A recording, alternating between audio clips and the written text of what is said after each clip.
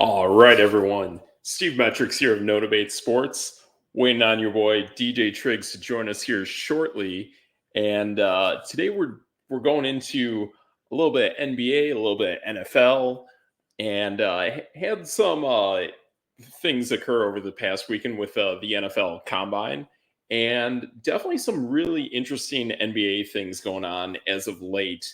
As of the last, I don't know, maybe the last 2 weeks since the Super Bowl wrapped up and since the NBA All Star game wrapped up. I think there's definitely some things going on the NBA side that definitely deserve another look and some insight on definitely a team that we definitely reside in locally that we think is definitely causing some noise and can definitely bring something that not a lot of people are looking at right now. But things are looking good for them. But it is what it is. So got that, and definitely got some more NFL stuff. Talking more about the NFL Combine that just wrapped up, and also looking at some of the free agency things that are beginning. So the NFL free agency begins tomorrow, and some of the big things to note are not a single NFL running back is franchise tagged. Every single one of them is available to the open market, but the ones that were franchise tagged last season are pretty much regarded as too expensive to tag again.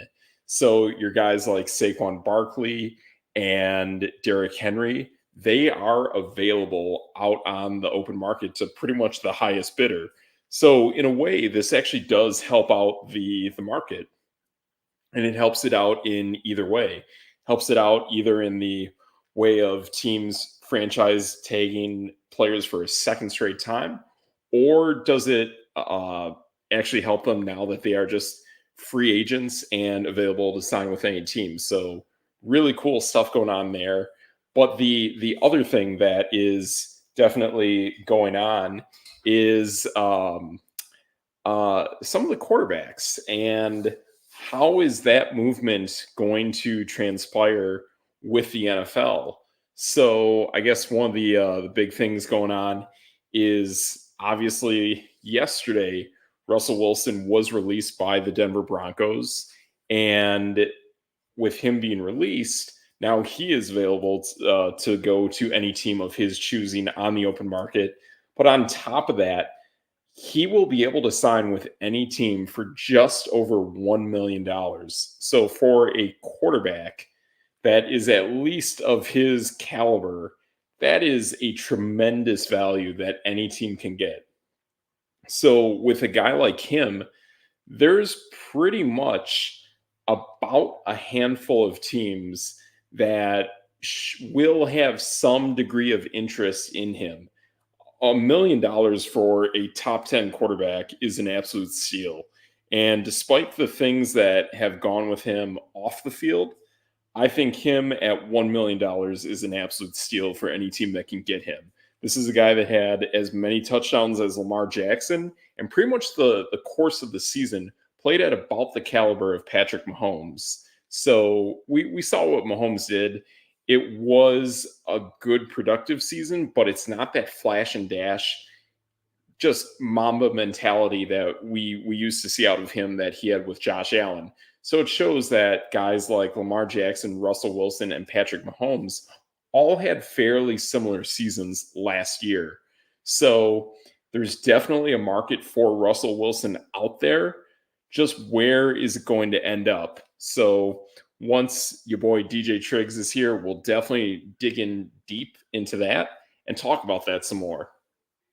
To me, it almost feels like a guy like him actually has almost more leverage over guys like Justin Fields, which, I mean, when you're looking at a guy like Justin Fields, whatever team he goes to, that team is going to be thinking about, okay, in 2 years or so, we pretty much have to fork up big time money for a guy like Justin Fields. Whereas the team that's bringing in Russell Wilson is saying, cool, we can bring in Russ for $1 million for this season and next season. And then after that, we can pretty much let him go and then go with a young quarterback who has had maybe a year or two under his belt behind Russ.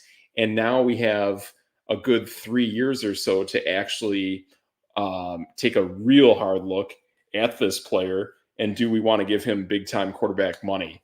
So it's kind of ironic because a guy like Justin Fields, who is younger and could have more upside, is having the opposite effect because a guy like Russell Wilson is at such a bare minimum, with the Denver Broncos eating up his entire $85 million contract over the next 2 seasons. So we have that going on there with Denver. And the other third quarterback who's kind of hanging out there, who's a bit of a mystery, but he's believed to stay with his own team, but there are talks that this guy could definitely move elsewhere, is Kirk Cousins. So you have those weapons up there in Minnesota. And to me, for that team to even stand any kind of chance of staying alive, they need a quarterback that is at a Kirk Cousins caliber. So it is pretty interesting to see how that Minnesota Viking team is actually going to start to develop uh, with the beginning of free agency tomorrow. Do they hold on to Kirk? Do they move off of Kirk, bring in a guy possibly like a Russell Wilson, and then be able to have that extra money to sign a guy like Justin Jefferson? Or is this the complete opposite? Do you keep a Kirk Cousins and then do you unload Justin Jefferson? So, from what I have heard about a week ago from someone within the Minnesota media, is that they are in discussion of actually doing some kind of deal to move Justin Jefferson. But that was a week ago. With all these things changing with Russell Wilson, that kind of brings in a different dynamic that they could almost verge into two different directions. Either keeping Kirk, letting go Kirk, bringing in Russell Wilson, not bringing in Russell Wilson, holding on to Justin Jefferson, letting go of Justin Jefferson. It's wild. This is also a team that is banged up at tight end, banged up at running back, banged up at wide receiver. The offense is definitely in a state of work, and the defense, which was pretty much dead last, bottom of the barrel last year, has now risen and is now one of the better defenses in the entire NFL. So they got some good things moving for them on defense, but with that offense, what has to happen? Does the offensive line need a little bit of work?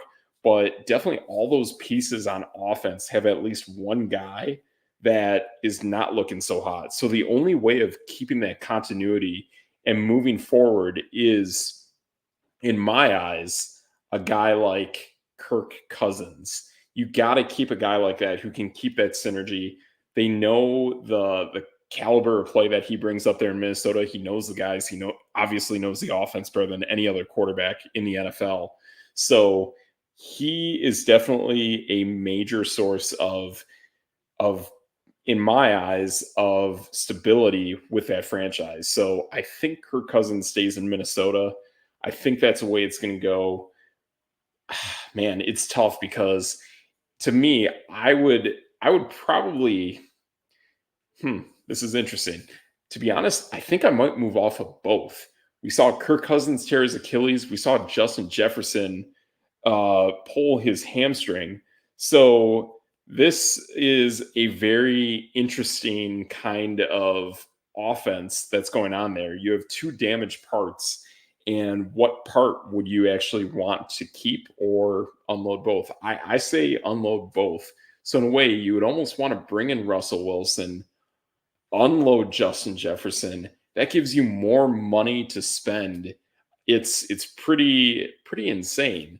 So they have some real serious options there, and I think they have to really start to figure out how to spend some of that money. I think they absolutely have to bring in a running back. You have Cam Akers, but he has his own Achilles issues as well. Uh, Obviously, Alexander Madison, he's not good enough to keep that ball rolling, so he's gone. But Cam Akers, he'll stay. I think you bring in a guy possibly like a Derrick Henry, And I think right now I'm going to bring in a guy like your boy, D. Riggs. Yes.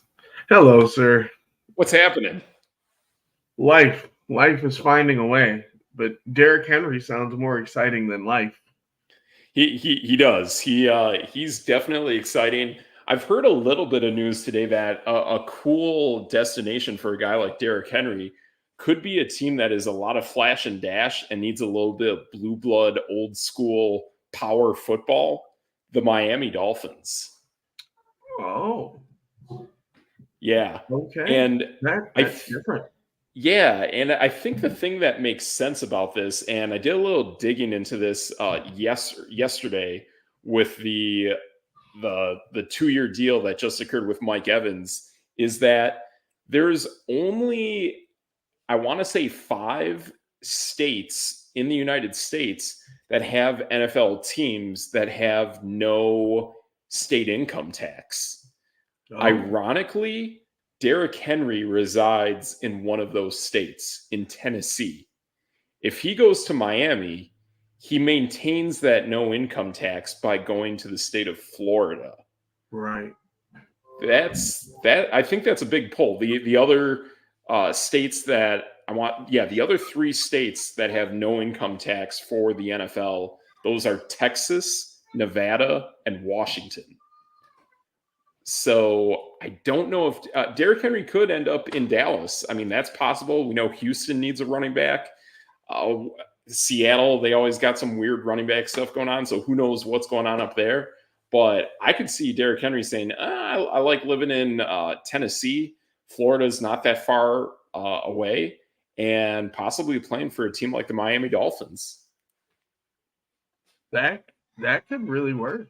Like I actually kind of like that idea. Uh-huh. I think he'd be a great offset. And to me, it's kind of like the style that we run with the Las Vegas Raiders of basically always having 3 solid running backs. They're always a change of pace. They have different specialties. But the great thing about having 3 running backs is that always one of those guys is fresh. I was hoping to see more of that out of Atlanta this year.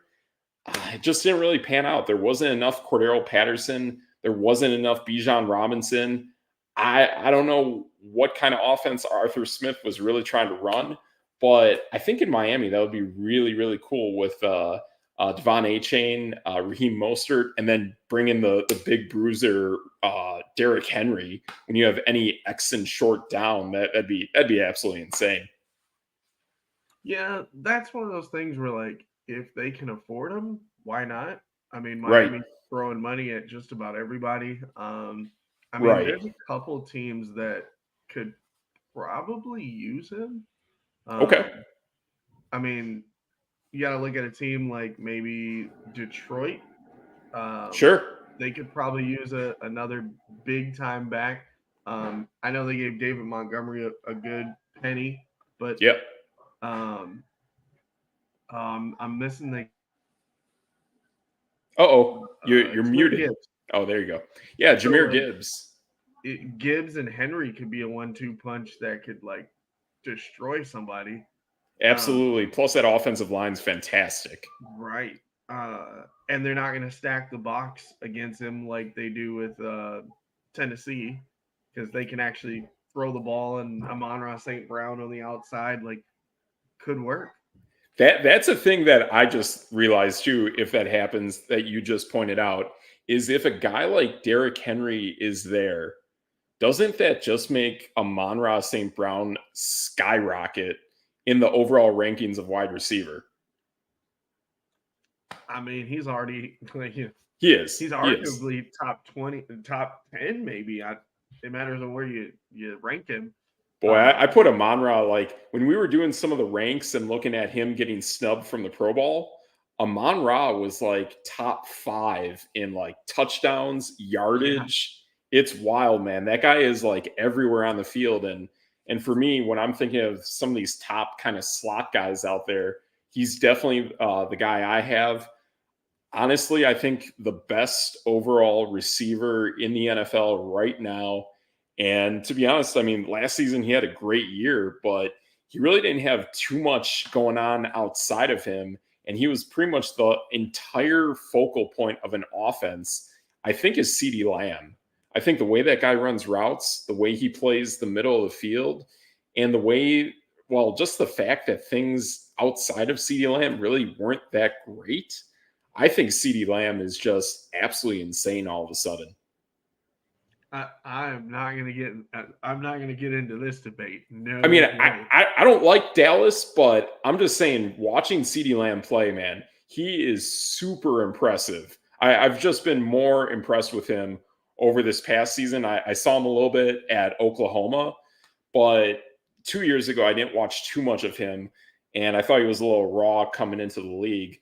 But man, I thought this past season, with how much things were lacking on offense outside of CeeDee Lamb, I was incredibly impressed with his production. And not only that, the guy plays the middle of the field, the slot, incredibly well, runs crazy routes like Odell Beckham used to.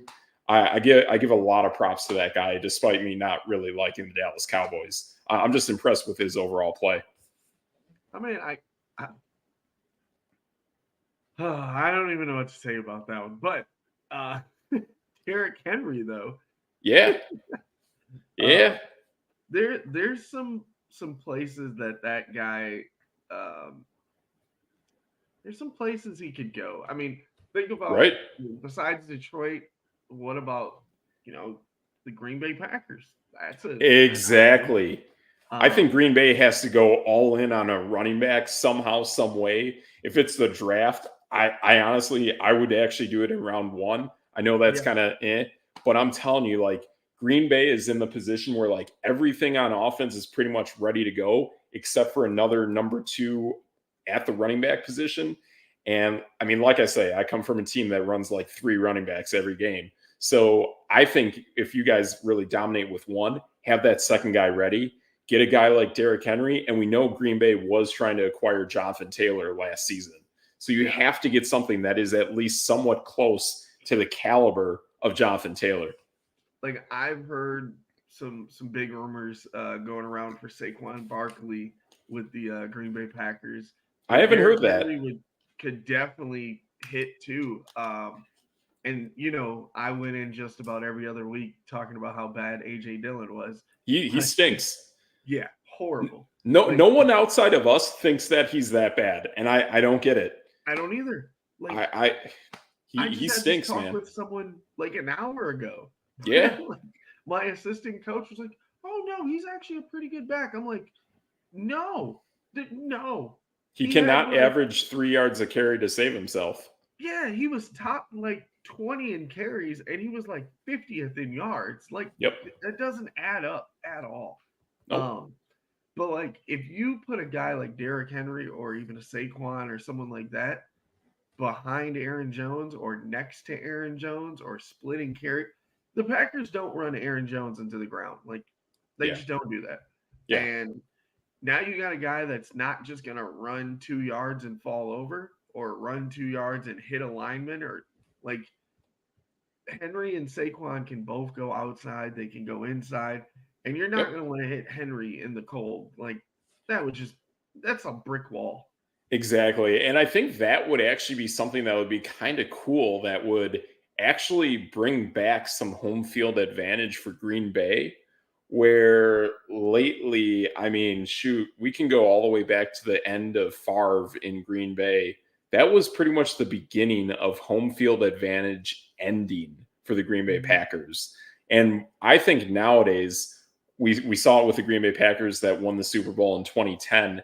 The Packers are a much more potent team lately when they have no home games whatsoever. And honestly, this past playoff, they should have won against San Francisco. They would have been in a championship game against, in all honesty, the Detroit Lions. Who knows what could have happened, man. I'm just saying, I think Green Bay on the road is pretty interesting. But if you were to bring Derrick Henry in the mix, I think that home field advantage comes back. Absolutely. Like, I mean, it was one of those things in the 90s and early 2000s where it was like, Brett Favre has never lost a game under like 30 degrees or whatever insane stat it was. And it's like, man, that doesn't even count anymore. It doesn't, and I mean that's the thing is like when Brett Favre ended up leaving the Jets and then going to Minnesota, he was like, "Yeah, just keep me indoors. I'll torch you indoors any day of the week." Yeah, It's like he got that like Kurt Warner, Carson Palmer revitalization to go into the desert, but going to the Metrodome. right. And I mean, even look at the Packers playing Dallas. Like we were both like, yeah, put them indoors and let those wide receivers go cook. Yep, absolutely. I thought that would be an absolute track meet for the Green Bay Packers. That was the one game I had the most confidence in that would possibly be an upset of any game. And like I said, CeeDee Lamb is a great wide receiver, but when you go up against a team that has their best defensive player is a nickel corner, that's it. I mean, right now, the way Dallas is built, they have no other weapons on offense, and they will fall flat against the Green Bay Packers every day of the week for the way things are right now. Yeah. Um, but yeah, like back with Derrick Henry though, like I'm trying to think. I mean, Minnesota's pretty open at the running back spot. Absolutely. Yep. Dalvin Cook getting moved, and then with Kirk Cousins maybe coming back, and now you got Justin Jefferson, KJ Osborne. Like you got some offense. TJ Hawkinson's out there. Like Right. you got some offensive movement that Minnesota may just need a running back. They do. I And wonder with a guy anytime, that hits that hard though, if he'd be so open to playing on turf. right? I was thinking that too. Maybe not, but um, San Francisco's buying up everybody. Why not give them a 1-2 punch? Yeah. Um, maybe put him down in like, I know this is gonna sound really bad, but like New Orleans with Alvin Kamara. Well, I mean, that's Um, the way it was back in the day when it was Kamara and Mark Ingram. Mark yep, Ingram was that power kind of back. So if Henry can play on turf, that would absolutely work. yeah. I mean, there's a lot of actual. I mean, Dallas. We just talked about Dallas. Yep. Tony Dallas is Pollard. going to get someone. Yeah, They will Tony absolutely Pollard's have to kind get, of a miss. yeah. Kind of a miss. And that's the thing, too, is like Tony Pollard operated really well when there was that other power back complementing him in Ezekiel Elliott. This past season, there wasn't. It was a bunch of Darren Sproles behind Tony Pollard. So there was no power element. And when they tried Pollard as the power element on third and shorts or goal line stands, he got held up every single time. Right. I don't know. I'm just kind of like bouncing the ideas around. I mean, Yep. maybe he could play in like Arizona. Arizona's kind of looking for some help with James Conner down there. Yeah, Their absolutely. whole offense probably needs an overhaul, so Right. throw them in there. Right. And they will be drafting one of the three best wide receivers at the start of this draft, regardless of who it is. Oh yeah, absolutely. So, yeah, bringing in a running back of that caliber is absolutely huge for that team. Plus, I mean, it's kind of turf, it's kind of grass. They play on sand. I mean, we saw how it was in the Super Bowl 2 years ago.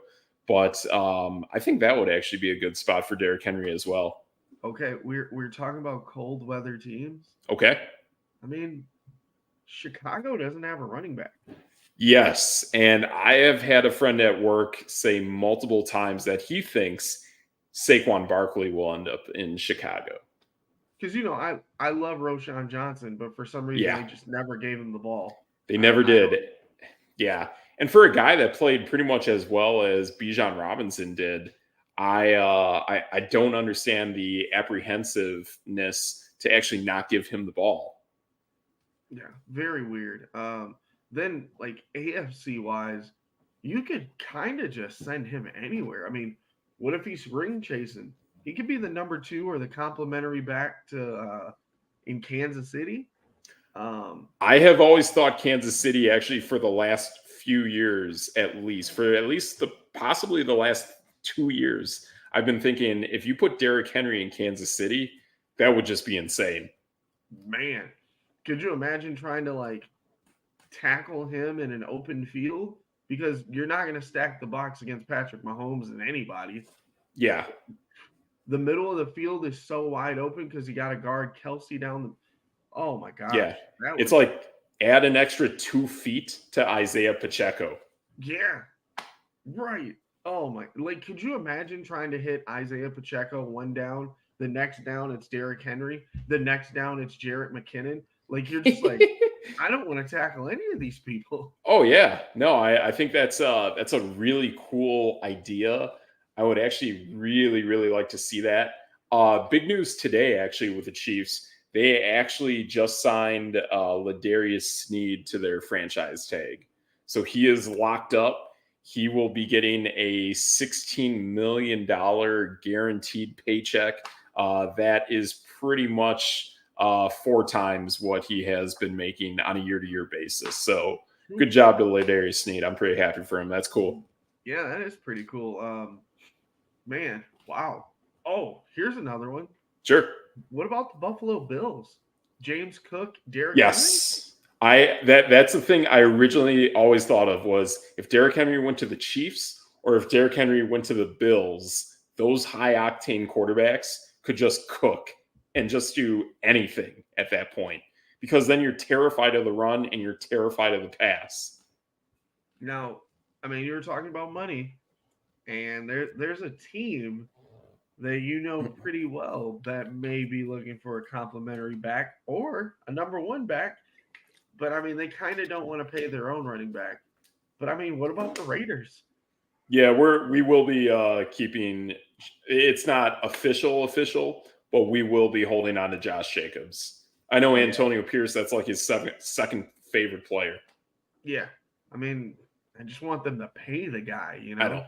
I Um, believe this will be like some kind of possibly either a 24 or 26 2-year deal is kind of what I'm thinking. 26 to $24 million 2-year deal.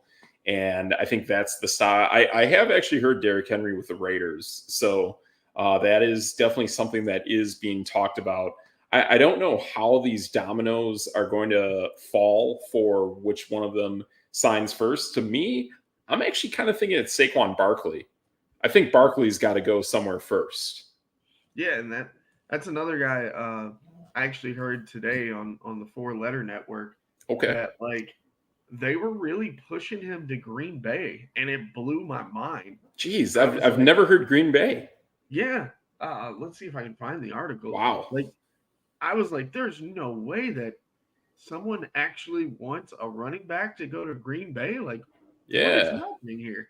I think it makes perfect sense. Exactly what you laid out. Exactly like Jonathan Taylor at that caliber of Jonathan Taylor. I mean, to be honest, the kind of guys that are out there like that, it's really a handful of guys. And I know teams don't want to spend for it, but this offseason, you will have to spend at running back if you want to keep them.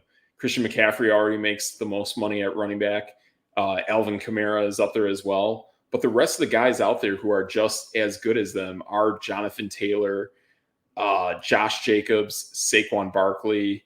That's pretty much it. And then Derrick Henry is like his own different animal of how to play the position. But those are your most special, talented running backs out there that are so rare and hard to find that if you can get them, you're going to have to pay up for them. Wow. As I'm scrolling here for a second, Sure. I just seen J.K. Dobbins to the Packers. That is not a bad idea. Yeah, yeah, that's pretty solid. That's a guy who has played very well with the Baltimore Ravens. The only thing is there, I would honestly be looking at him as a 3 because, and you would basically be in the same kind of shoes of what we do with the Raiders. You would be running a 3-back tandem because you cannot count on J.K. Dobbins to stay healthy. You can't. Yeah. And that's kind of what I when I was scrolling, I just saw was that he's probably going to come in on a very cheap, like 1 year, $2 million deal. Yep. Just like, oh, look, I'm healthy. And if the Packers, the Packers are, I hate to say it, but they are bargain bin like free agent players. Yeah. And if you could get a stud at that price, who's gonna like come in and like try to blow the doors off just to be like, I kind of want to get a contract, Yep. that would be a steal.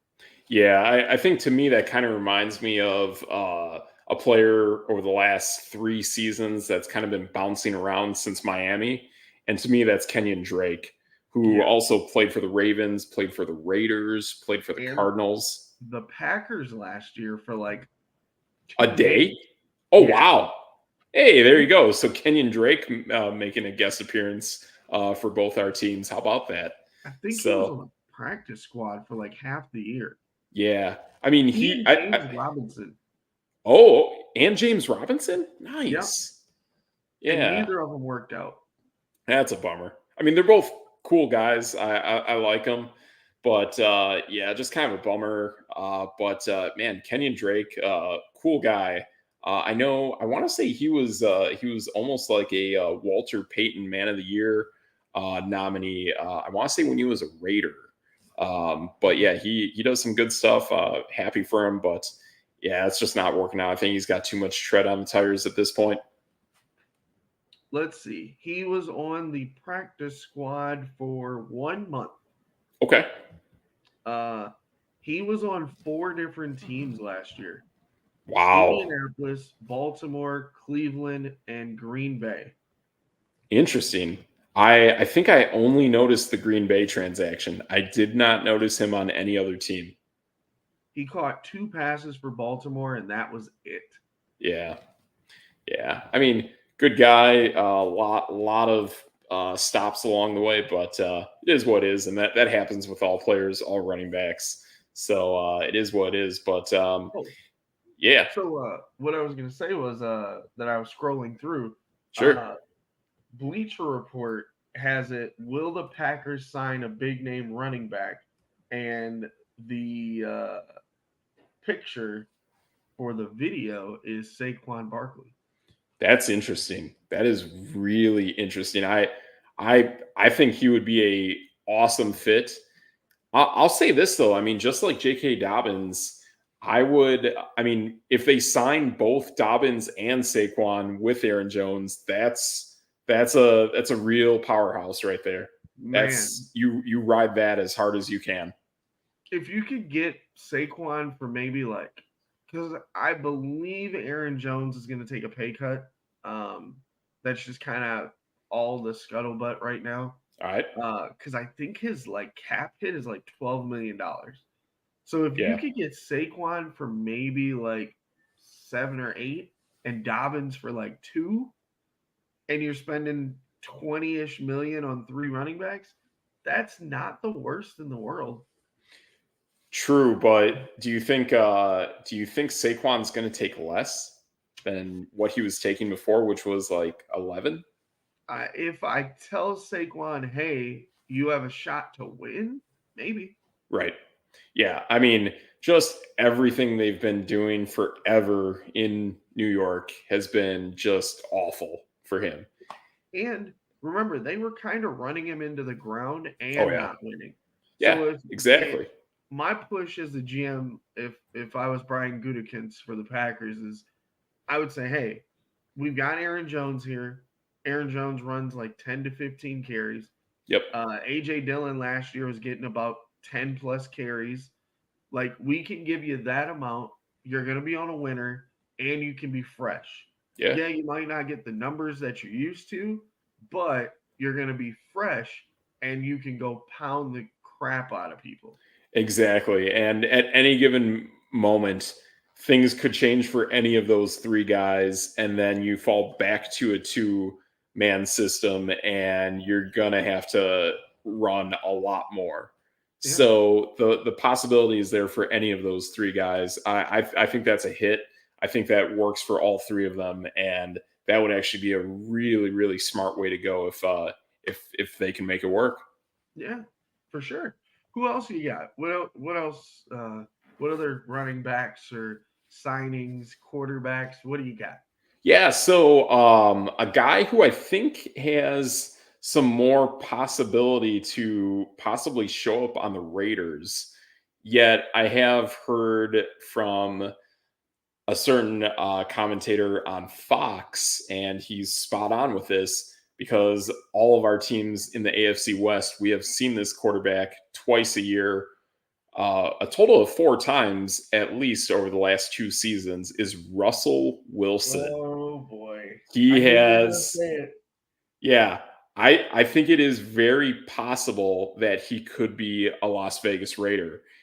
And I really think there's only 2 teams for this guy. I know I've heard Atlanta, but in order for him, like, to make it work with Russell Wilson, I think he has to go to a team that drafts or that has a young quarterback in the mix. So I really think there's only 2 teams out there, possibly a third, but it would require movement of Kirk Cousins, which is That was my possible. pick. Yes. That's my pick. Yes. So if Kirk Cousins leaves Minnesota, I think it's very viable that Russell could go to Minnesota. Yep, And if I recall in this past draft, I think it was the Minnesota Vikings that drafted a guy like Hayden Hooker from Tennessee. I think so. Yeah. So that would work out really well for a guy, give him another year to learn, mentor, heal a little bit more. I mean, he is again a year removed from his ACL injury.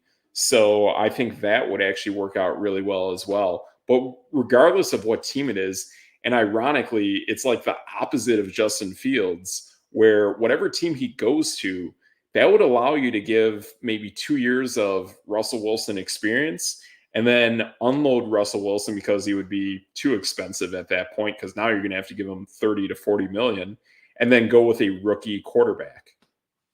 See, I know you just said 30 or 40 million is too expensive, but some of these guys are probably going to hit 60 at some point. Yes. And Russell Wilson is getting paid. So Yes. maybe he takes a pay cut to like put a Stay. super team together or something, Yes, absolutely. it could happen like Tom Brady did in Tampa Bay. Yep. That's kind of why I like Russell Wilson with the Raiders. Yep. Um, Once you said it, I was kind of like, yeah, because the Raiders are going to have some money. I mean, obviously, Josh Jacobs isn't there yet. Yes. Uh, they've talked about moving Tay from wide receiver. That could save up 20. Like, there's a lot of cap out there for the Raiders. Right. And you could bring in some weapons. You could put some people around them, a Saquon, a Derrick Henry, a Josh Jacob. Like, you could do a lot of work. Um, Russell Wilson's market is not that big anymore. Um, the only other team I really like put my brain and like make some sense was the New York Giants. Maybe they draft maybe like a kind of like a draft and stash kind of quarterback I've and just heard let Bo Nix. that's a perfect name and let Russell Wilson cook for a couple years and then that guy comes out and he's ready to go. But yeah, his market's not very big anymore. The To me, I actually think it's bigger. I think it's bigger, ironically, than Justin Fields. I mean, I think a guy like Russell Wilson, who has played this past season at the same caliber as Lamar Jackson and Patrick Mahomes, yeah, there's a market for that. And the fact that you can sign him for $1 million each year for the next 2 years, that's insane. Like, that is crazy, crazy stuff. And then doing what you said to possibly extend to a third year with a team that works and sign a team friendly deal. I think you're spot on that Minnesota could actually work out really well. But the other team that I've been hearing chatter about, and it seems kind of weird because all of this Pittsburgh stuff with him has kind of all of a sudden just vanished. It's really bizarre because Chad Johnson broke that out, but all of a sudden that it's kind of gone for whatever reason. I think more people got the insight of what's going on with the inner workings of the upper management of the Steelers, and there's nothing. But the team that I've been hearing chatter about are the New England Patriots. Okay. Yeah, I can see that too. I mean, the one I kind of talked myself into for just the strangest reason right now because he could actually go in and probably be the best quarterback in the division. He could go to the New Orleans Saints and Interesting. basically have a free division. That's true. And New Orleans is a real solid team on offense on defense, but even on the offensive side, I mean, shoot, you still have Chris Olave. You have multiple tight ends on that team. You have Alvin Kamara at running back. That team has a lot of weapons out there. I mean, you still have can't guard Mike Thomas. I think that could work out really, really well. And you're right. I mean, honestly, is he better than Derek Carr? Yeah. And if he takes that team friendly deal, like you could go and sign like a top wide receiver off the market. You could go get a backup running back. I mean, if they keep Jamal Williams, that's even better. You could go stack your tight end room. You could stack your defense, like your offensive line, so Russell Wilson doesn't have to get hit. Like that. I literally think I just talked myself into the New Orleans Saints. Interesting. Yeah, it is pretty interesting. The only thing there is, well, and it's ironic because you might have to eat a contract in a way to absorb $1 million contract. Is you would unload and eat the Derek Carr contract. I think he has 2 years on it, but I think still that would be much cheaper than the 30 million plus hit that the Broncos are taking. Yeah. So it is a very interesting twist of how you can manipulate contracts, and now all of a sudden the new odd guy out is Derek Carr. And I would feel at that point Derek Carr would have zero market at all. Oh yeah. Like he's a I guess he'd be one of those guys where, like we said with Russell Wilson a little bit, like maybe he could fill in a stopgap year here or there just so a rookie can kind of do his thing, or But he maybe he wouldn't be goes a starter anywhere. no, I maybe for like 3 or 4 games until like a rookie was ready, like Yeah. But at that point, you're putting the rookie out there. And this, to be honest, this draft has guys that are ready, like really good guys. There's even a quarterback from Tennessee, another guy since Hayden Hooker, who can just chuck it. I don't know the guy's name exactly, but in the wide receiver drills that they were running in Indianapolis, this guy just threw it 70 yards, just a 70-yard bomb to a wideout and just hit him pinpoint accurate, just like Josh Allen has done before. Those guys with big arms, they matter. Like they really do carry you. Even Russell Wilson had that kind of arm back in the day. Um, I even heard too, this guy actually, granted, he can chuck a football 70 yards. There's like a TikTok video out there or something where he actually takes an orange. Being from Tennessee, it's an orange colored university. He actually took an orange and chucked it 100 yards. wow. Yeah, I'm trying to yeah, figure out who that quarterback is right now. yeah. But Tennessee's had a pretty good football program over the last couple of years, so I like seeing that, and we'll see what's out there. But I really get the feeling that we're going to see that there's going to be some no-name, almost Brock Purdy-ish kind of quarterbacks out there that I think are really going to flourish. I mean, there's kind of this lull going on with the NFL that I don't think last year any real new quarterbacks really burst out onto the scene in a very triumphant kind of way outside of CJ Stroud. He's pretty much the lone man out there. And granted, Jordan Love had years that he was sitting behind Rodgers, gaining that experience. So he's there too. But other than that, those were like the only two new guys on the block. Everyone else has kind of already been established. And I think right now there is such a vacancy for quarterbacks in the NFL. I think this draft could really start to replenish that well of household franchise quarterbacks that we see week in, week out. And they're going to be guys that we don't even think about. So his name is Joe Milton. Joe Milton. 6'5", 235. That's like Josh Allen. Yeah, it really is. So he is known for his launching deep passes, and he registered the heart. Did you know they did this? The hardest throw at the I love combine. it. I heard about this morning. I love it. That is Uh, so cool. he threw it 62 miles an hour. Oh my goodness. That's insane. I mean, to me, one of the coolest stories I've ever heard of wide receivers in the NFL was back in the day, Donald Driver for the Green Bay Packers. He said he had 3 fingers broken by Brett Favre. Brett Favre, yeah. Yep. It was a like kind of an inside joke, but Antonio Freeman actually got mad at Brett Favre, like jokingly, because he Yeah. broke his fingers and he couldn't wear his ring. Oh, Yep. wow. Wow. Yep. Man, that's crazy. So if you're a guy that can throw a heater, I think it just makes a world of difference. I really like seeing guys like that. I want to say there's a fairly tall running kind of quarterback that did that this year, and maybe it was Brock Purdy. I think Purdy was the guy who did that, where he kind of had a receiver that was not too far away, but he just gunned a missile at him and just kind of caromed right off the receiver. But another guy that I like, who I think is still learning the game, but I think he's got a lot of those measurables. He can throw a hard ball, he can throw a tight spiral, he's very athletic, but I think he just needs to learn some more. And now bringing Arthur Smith in, I think is a great benefit to that offense. Is Kenny Pickett?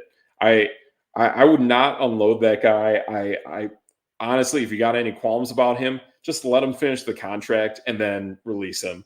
Like, he's not a guy that I would just let walk.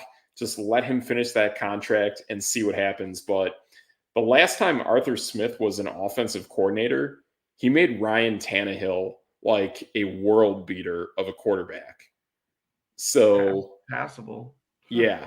So Arthur Smith, well, I mean, literally he was as good as Derrick Henry. That's what was going on with the Titans back then. It was, do we sign Tannehill to a franchise tag or a fairly short term deal, or do we do it with Derrick Henry? And they decided to go with Ryan Tannehill, which was not the right call.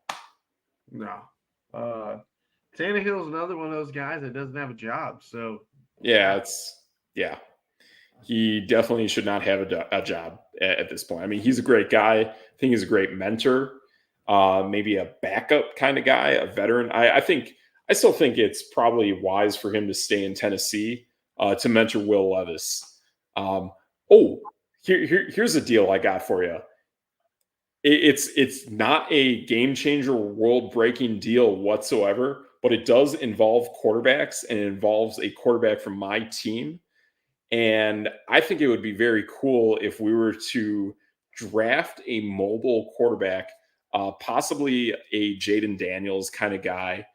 But if we bring in Jaden Daniels, does him and Aiden O'Connell match each other? In my eyes, they don't. What I would do is I would move Aiden O'Connell to the Tennessee Titans. There is our former offensive coordinator, Bo Hardegray, is a quarterbacks coach. Give them Aiden O'Connell, and we get Malik Willis. I know it's not crazy. It's not like a world beater game changer. But if we were to go Jaden Daniels plus Malik Willis, I think that's kind of cool. I like Malik Willis. Yeah. Like, I don't know what it is about him, but maybe Good guy. he's not I don't know, maybe he's not picking up the offense. I have no idea, but kind of sucks for that guy. Yeah, I just think he just needs more mentorship and maybe a new start somewhere else. Again, this is a guy that's probably now. I mean, now that Tennessee is bringing in Bo Hardegray, that's another plus a new head coach. That whole roster could change in a flip.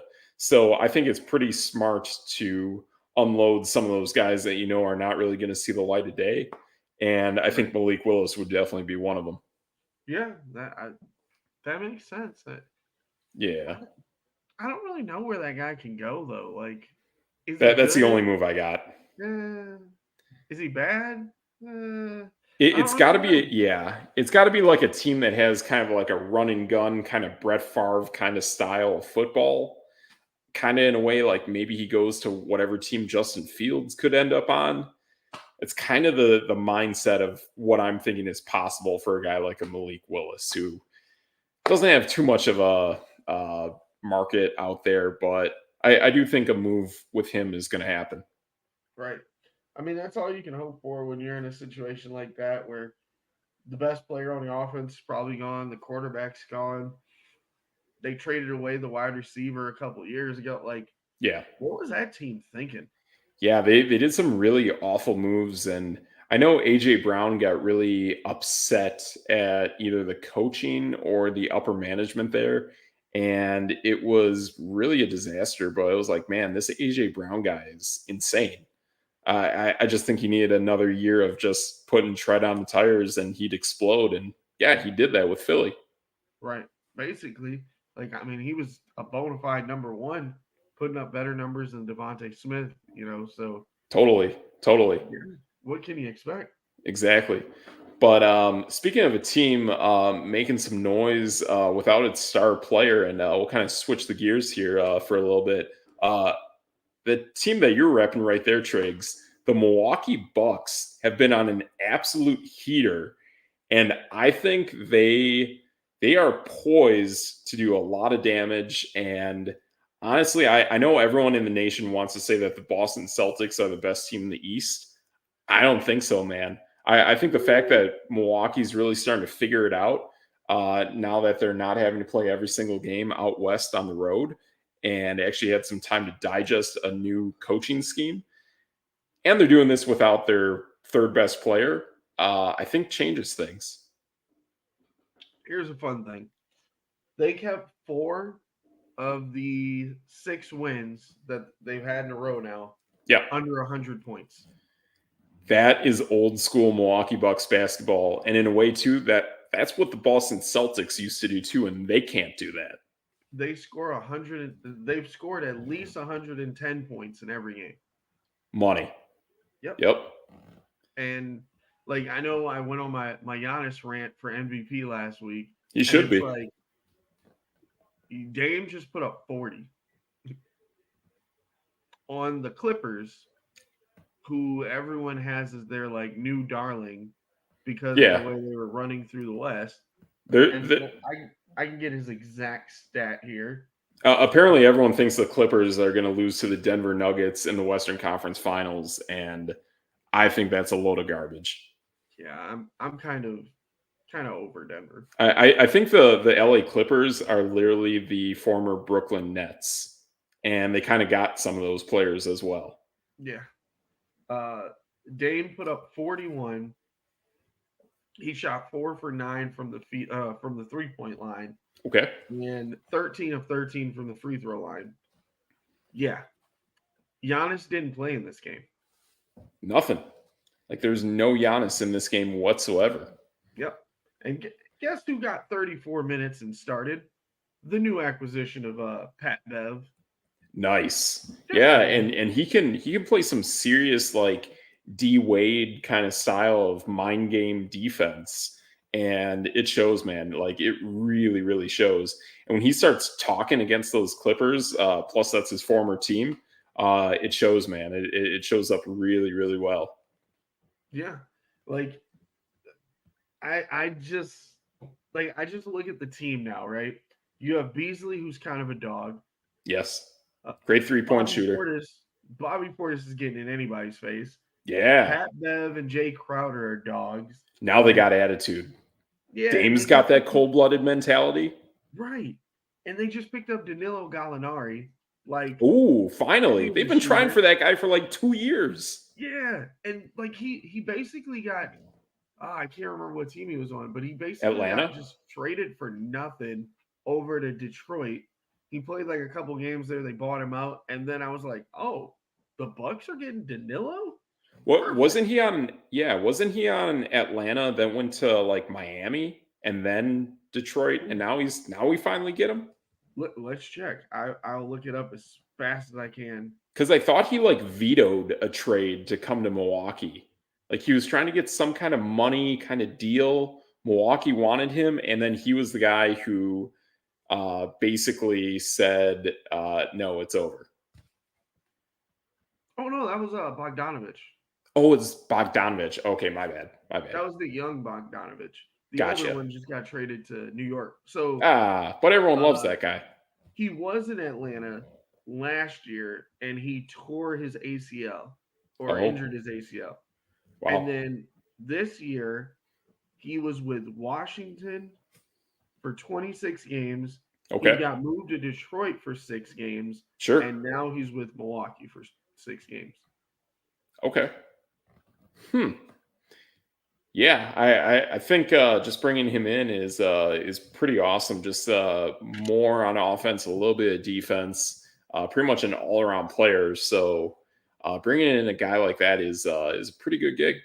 Right. And with him, AJ Green, Pat Connaughton, Malik Beasley, by the way, who's the best 3-point shooter by percentage in the NBA, Wow. Lillard, Pat Beverly, like And Brooke there's no Lopez, Chris Middleton.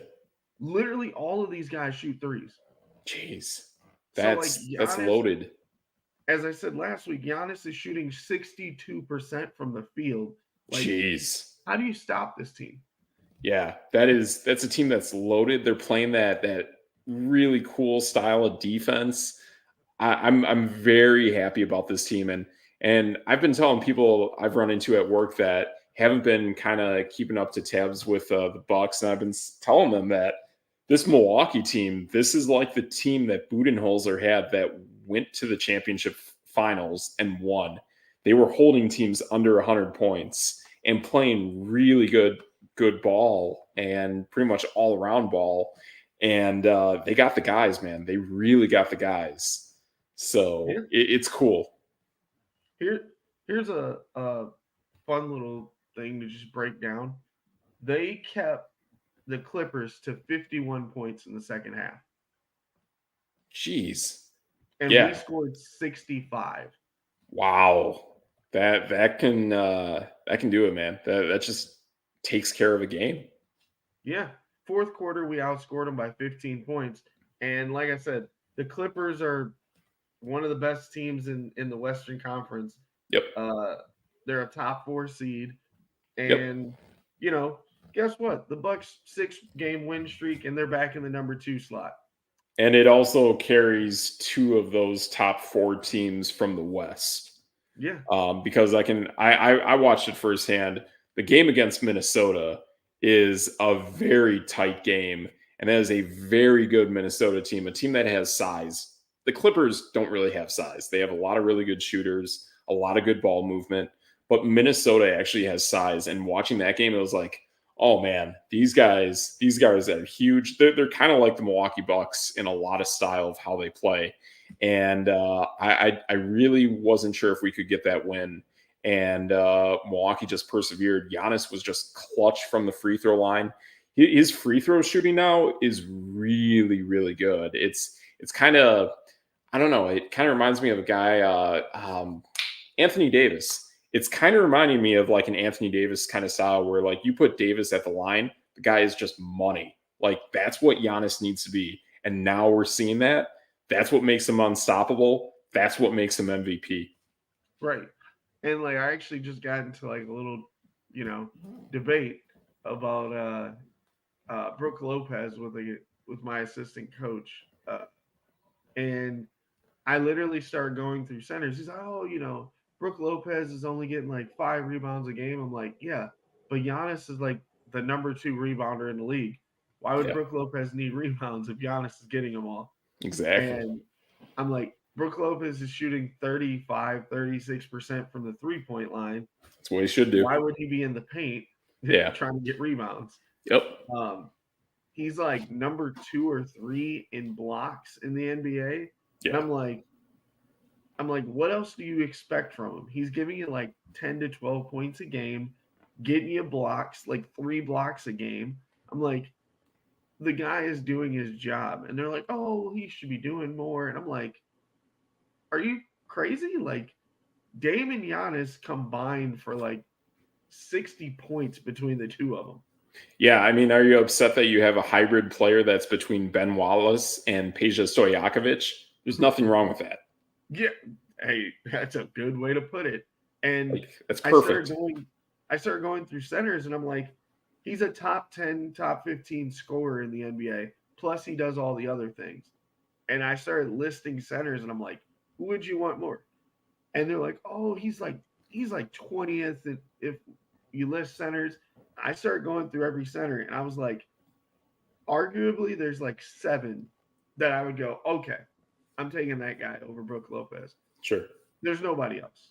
Yeah, it's a pretty short list. I mean, to be honest, the only thing with Brook that you can kind of hold him up for is his back, his health. That's it. But he's healthy, so Yeah. he's checking off every box now. And if I'm not mistaken, he hasn't really missed games in a while. No, not in a while. Not since, gosh, last season. If not, before, I don't even think he missed that many games last season. So it seems like he's really, really focused on whatever he needs to do to keep himself able over the last 2 years, and it's a lot of credit to him and whoever he's working with. Yeah, I mean, so since he's been in Milwaukee, 81, 68, 70, and then he had the surgery 3 years ago. Last year, 78, and now he's 59 for 59. Yep, exactly. Like, So he's yeah, he been had one really season healthy. of injury, right? So like, I haven't heard anything from the big wigs talking about the Bucks, but it's like at some point you got to. Yeah, exactly. Like he's healthy. I finally heard someone talking well about the Bucks on Fox Sports today. It Oh, took, yeah, it took a 6-game win streak to change the narrative. But man, I'm telling you, everyone on the 4-letter network wanted to give the hat and shirt to the Boston Celtics and not give Milwaukee any credit.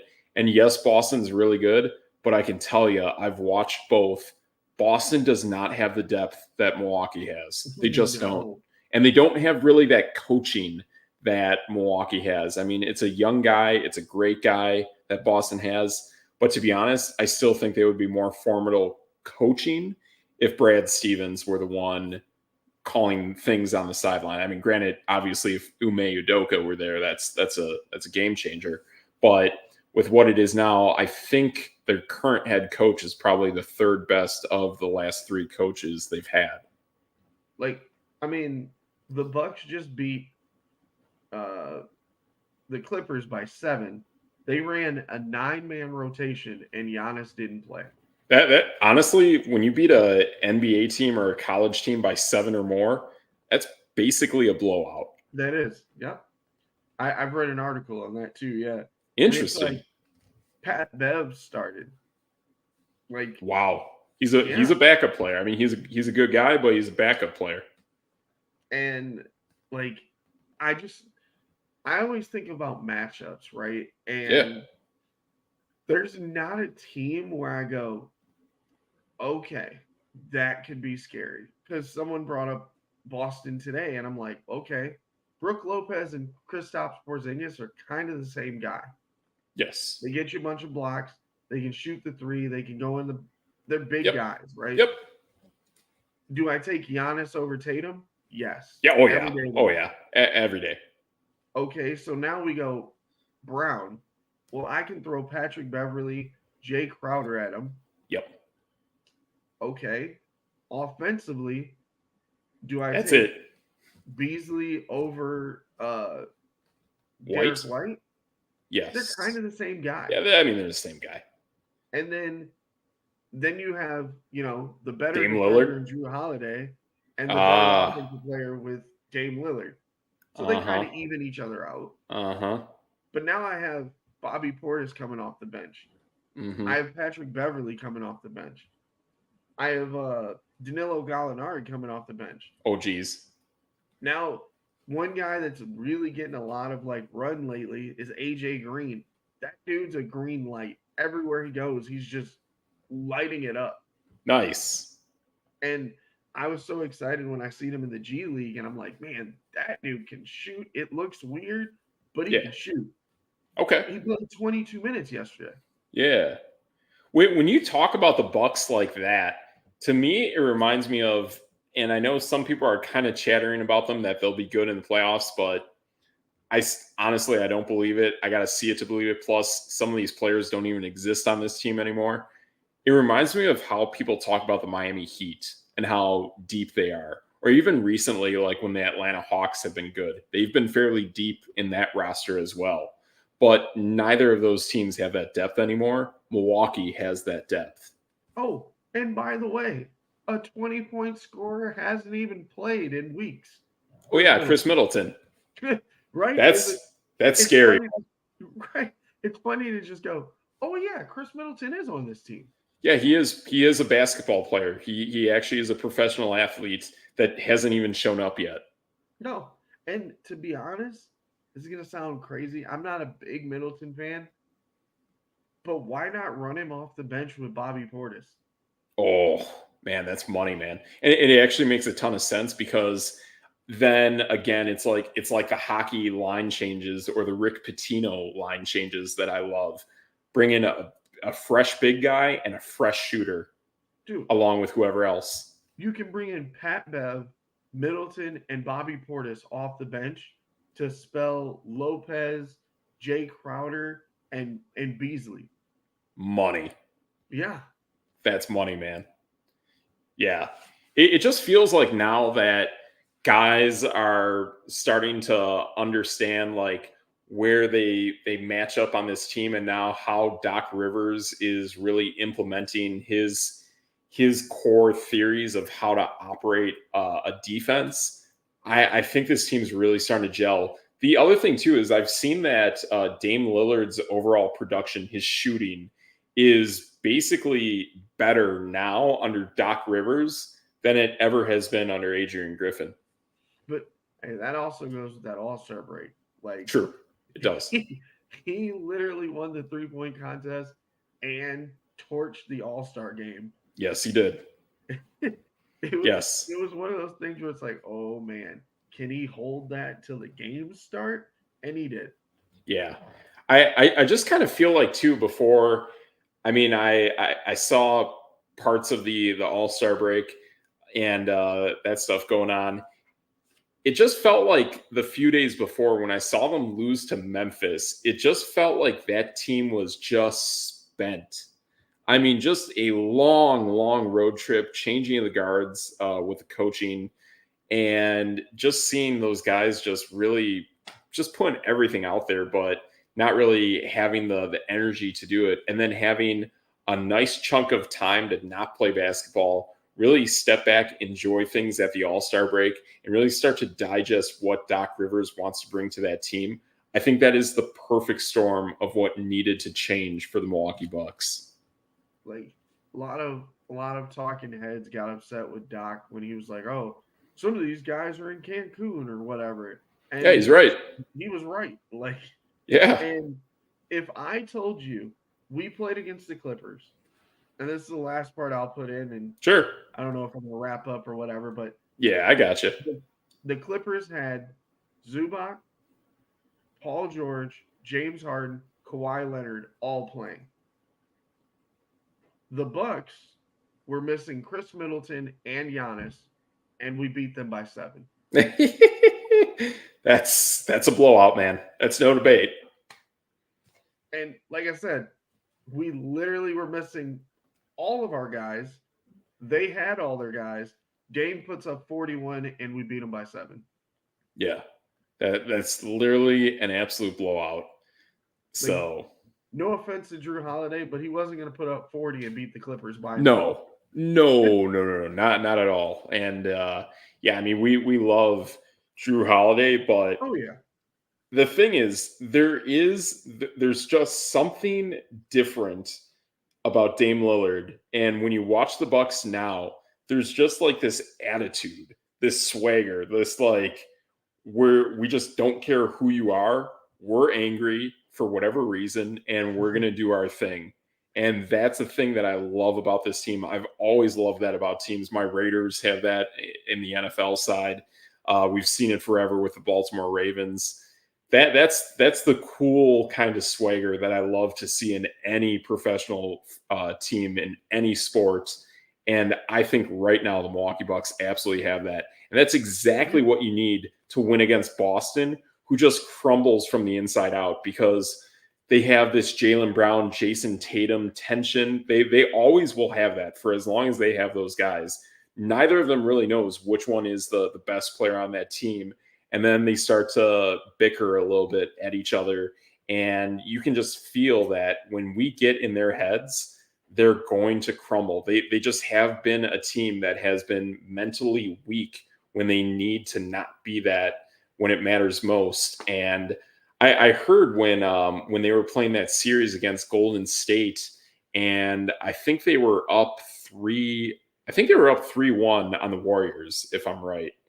And like Steph Curry was interviewed, and Steph said flat out, "Well, I hope they enjoy this because that's the last game they're going to win."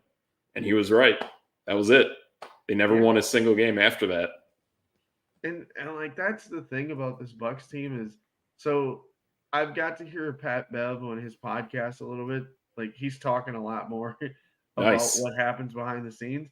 Yeah. Apparently, Giannis and like Pat Bev kind of got into it, but it wasn't like a mean way.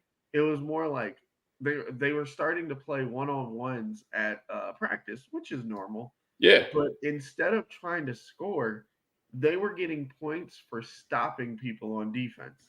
And I was like, Interesting. that is awesome.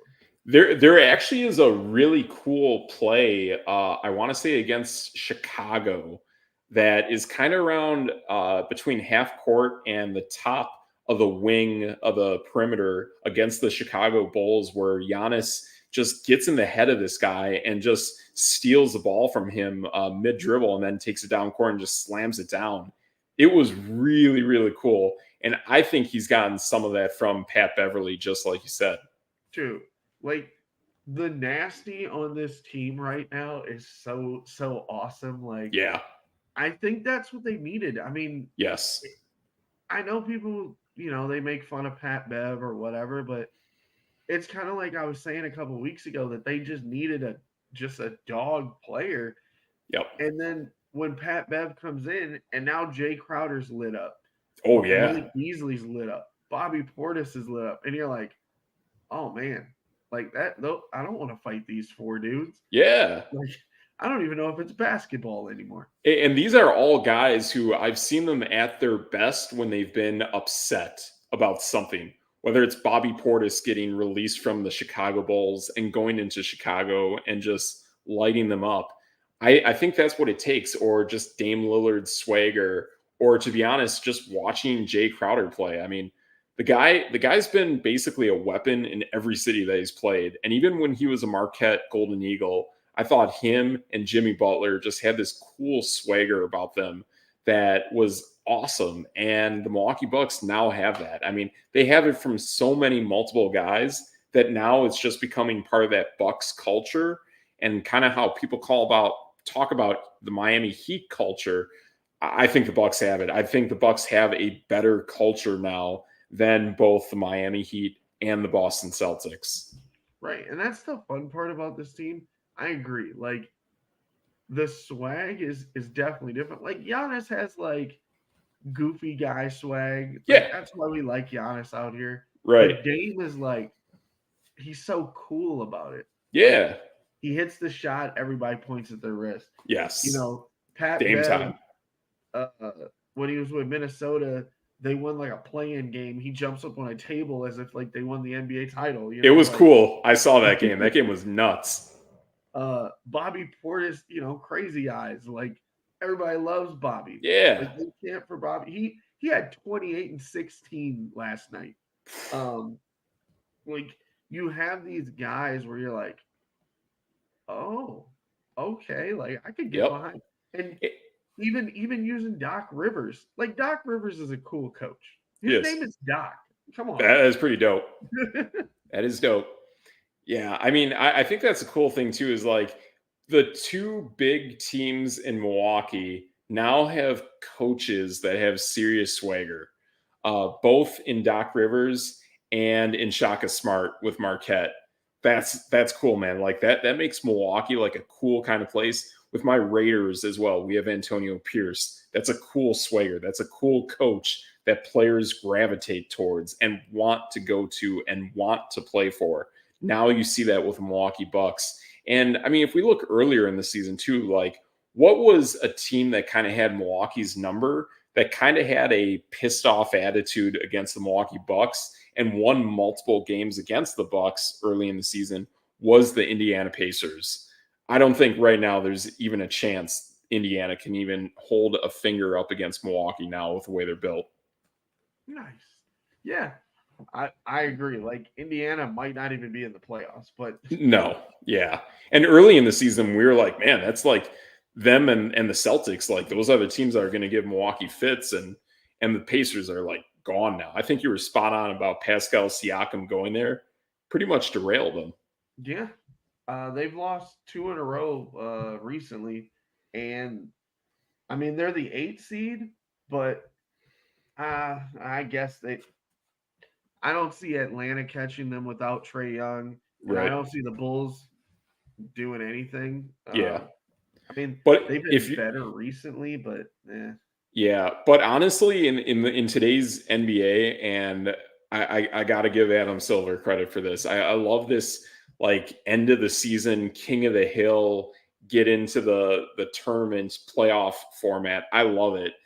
If you're not in the top 6, you are sweating bullets the rest of your way to get in. I don't care how easy that it technically should be for a 7 seed or an 8 seed to get into the postseason.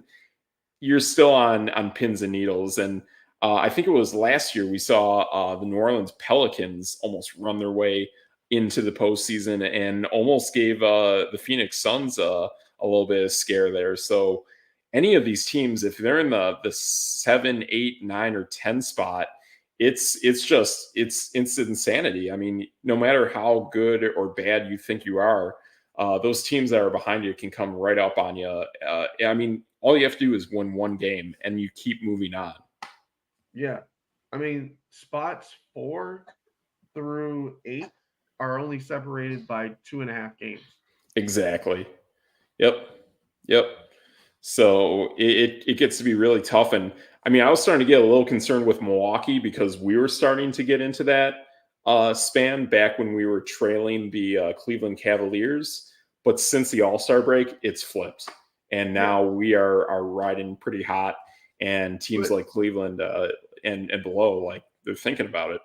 Cleveland was like on like a 20-game win streak though. Like Yeah. that wasn't gonna sustain, like, you know, Yeah. and the Knicks were kind of hot. Well, now the Bucks are 4.5 games up on the Knicks. Uh and the And Knicks are neither of those teams have like size. yeah. Neither And of them have size. no. They're like the Golden And State Warriors. right. And Philly dropped to 5. They're 13. Yeah. They're 13 from 1 and 5 from the Bucks. So it's like the Bucks, and I've been saying this all year. They've been the 2 or 3 seed all year, and they're not close to 4.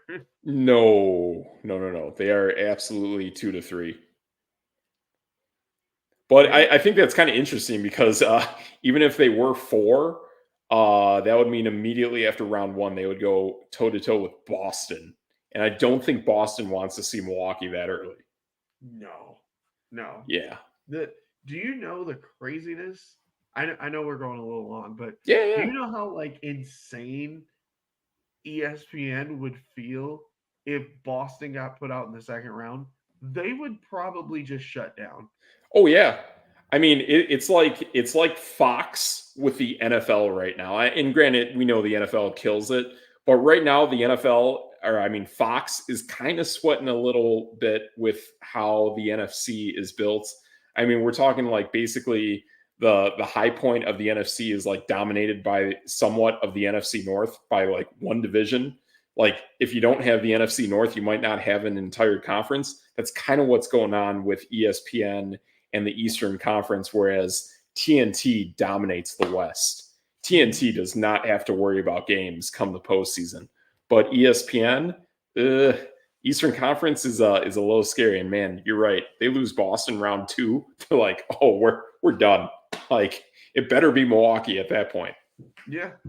And like just I don't know. I just don't see. I don't see anyone really beating Milwaukee in 7. Like Cleveland, no, they couldn't even beat the Knicks. The Yeah. Knicks, no. Like Philly, Embiid might not even be back. The Heat, Orlando, Indiana. I think Milwaukee would love to have Indiana come back. Oh yeah, absolutely. It would just be personal, and it would just mean so much more to pummel a team like that.